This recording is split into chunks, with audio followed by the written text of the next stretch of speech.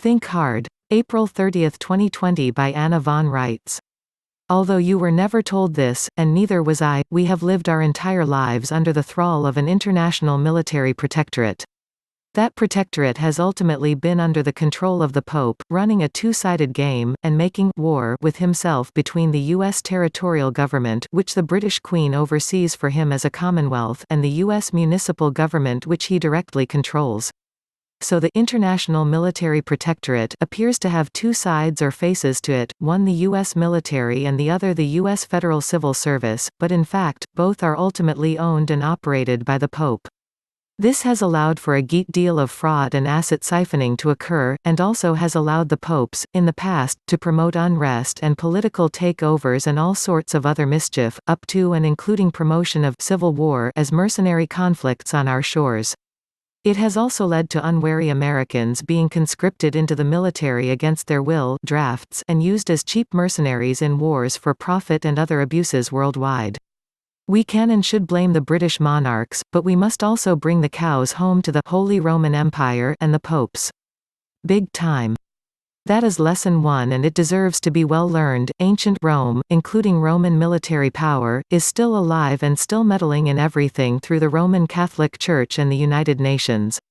If we want to put them in their place, we have to step up and self-govern and put an end to their excuses for the existence of any such international military protectorate. Our more immediate problem is that these swindlers are pretending to be broke, and bankrupting everything in sight. The Vatican may be broke, but the Holy See isn't, and our contracts are all with the Holy See. That is lesson 2. Just because the Vatican Bank is all tapped out doesn't mean that the Queen and the Holy See are out of pocket. Prince Philip made off with $950 trillion in life force value annuities owed to the Americans and Canadians in April 2017. Jamie Dimon stole $489 trillion from the City of Rome Urban Trust, that was supposed to go to the victims of this crime spree, but which was commandeered and redirected to various banks.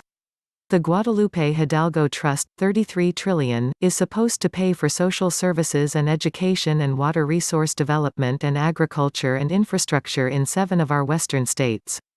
Where's that money? Then there is the matter of the U.S. national debt, which is supposed to be offset by our American national credit. Where did that money get siphoned to? And the U.S.-China trade deficit, also, we paid for the goods on our end of the pipeline, so who embezzled all that? There is no reason for any American or Canadian or Chinese to be suffering for lack of health care or anything else. The Rotten Apples had planned to stage another civil war on our shores, using the regular military against the Federal Civil Service and its agencies, with us conveniently stuck in the middle and being the actual targets. The reason for this? We are in fact their priority creditors, and they don't want to pay us back. Dead men can't collect. That plot was discovered and aborted, narrowly. So, next, they went to China. They owe both the American people and the Chinese people vast amounts of money. They owe us the exact equivalent of the U.S. national debt, and they owe the Chinese the entirety of the U.S.-China trade deficit. So, they have tried to gin up a war between America and China, hoping to get their 2 largest priority creditors to kill each other. How convenient. That plot was also discovered and torpedoed. Lesson 3, these guys are con artists who use identity theft and impersonation to access credit and assets that don't belong to them. They run up huge bills against the victims' assets, and then kill their creditors. Now that everyone knows that's what they do and how they work, it is getting harder and harder for them to operate. The targets they painted on their victims are getting shifted to their own backs for a change. Now, take a look in your wallets. What do you see? IOUs. Known as Federal Reserve Notes, but what else do you notice? These notes are military script foisted off onto federal workers as legal tender. The federal employees and dependents have no choice but to use them, because that is the policy of the corporations employing them. The rest of us get entrapped into using military script in order to trade with our own U.S. military and federal civil service employees.